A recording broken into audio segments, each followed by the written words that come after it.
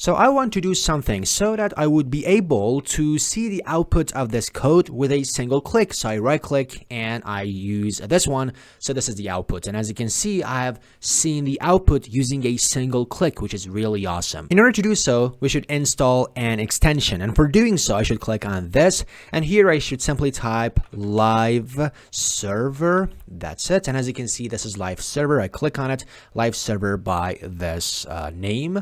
And I should press install in order to install this extension. That's it. And let's close this notification. And now let's close this tab. And also let's click on this in order to clear extensions search results. And let's click on this in order to go to Explorer. And now if I right click in the middle of this page and I simply use this one, open with live server,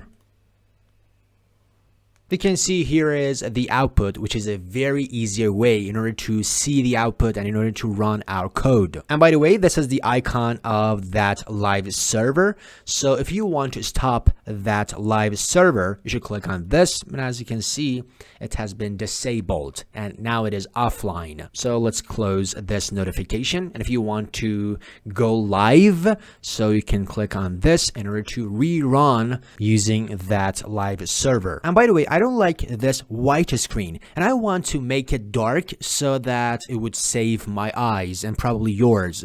So in the next video of this playlist, I'm going to talk about how to do so as well. By the way, this was one of the videos of a step-by-step tutorial playlist of HTML, and you can find a link to that playlist in the description below. And also we have other playlists for other topics, which you can find them on the channel page.